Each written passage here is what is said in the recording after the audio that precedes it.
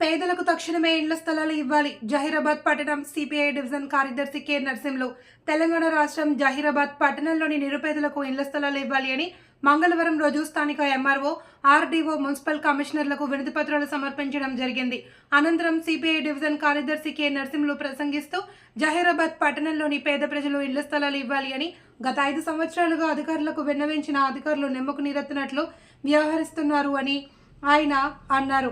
అధికారులు, ప్రజాప్రతినిధులు, అయ్యా మేము ఈ రోజు కూడా మీ దృష్టికి తీసుకువస్తున్నాం. ఇది ప్రభుత్వ భూమి. దీనిని అక్రమార్కుల చేతుల్లో నుండి పేద ప్రజలకు పంచాలి అని, లేని పక్షంలో ప్రభుత్వ స్థలాలు ఎక్కడెక్కడ ఉన్నాయి వాటి స్థలంలో ఎర్ర జెండాలు పాతి అక్కడే నివాసం ఉంటామని ఆయన అధికారులతో డిమాండ్ చేశారు.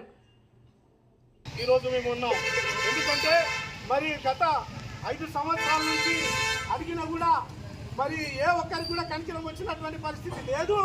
అందుకే ఈరోజు మేము లాస్ట్ అండ్ ఫైనల్గా అల్టిమేటం ఇవ్వదలుచుకున్నాం.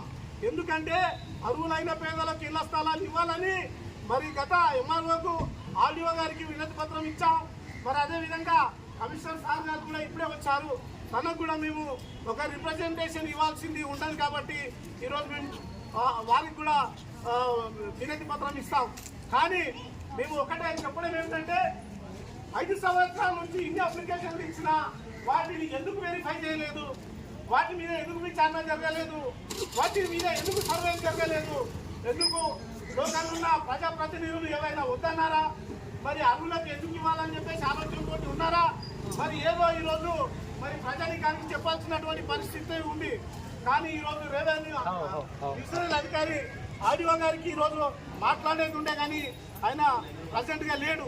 ఎందుకంటే మరి మేము గతంలో ఇచ్చిన దరఖాస్తుల మీద మీరు ఏం చేశారని చెప్పేసి అడుగుదామన్న లేడు ఆయన.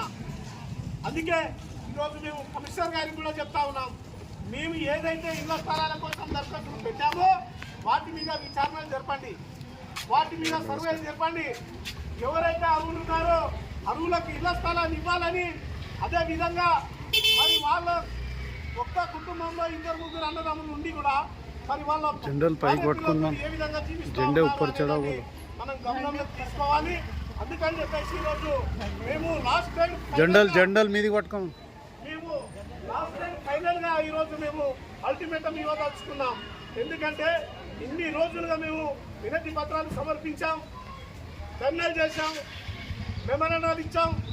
మరి ఎన్ని విధాలుగా చేసినా కూడా మీకు కనికరం రావడం లేదు. మరి ఈరోజు జహీరాబాద్ పట్టణ ప్రజలు ఇదే విధంగా ఉండాలని చెప్పేసి ఈరోజు మేము భారత కమ్యూనిస్టు పార్టీగా డిమాండ్ చేస్తూ ఉన్నాం.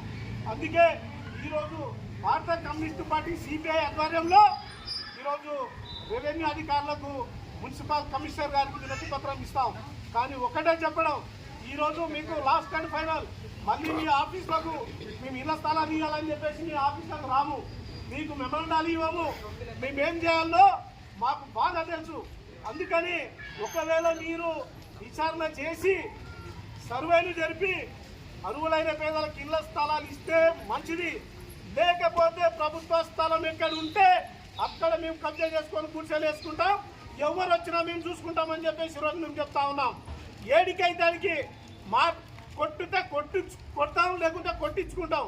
వాళ్ళు ఎంత వచ్చినా కూడా మేము ఆగేది లేదని చెప్పేసి ఈరోజు ఫైనల్ అల్టిమేటం ఇస్తా ఉన్నాం. అందుకని ఈరోజు ఈ చేపట్టిన ఈ యొక్క ఇళ్ల స్థలాల కార్యక్రమంలో మరి ఎంఆర్ఓ గారికి, ఆర్డీఓ గారికి ఇచ్చాం. అదేవిధంగా ర్యాలీ ద్వారా వచ్చి కమిషనర్ గారికి కూడా ఈ యొక్క వినతి పత్రం ఇవ్వాలని చెప్పేసి చెప్తూ మరి ముగిస్తూ ఉన్నాను.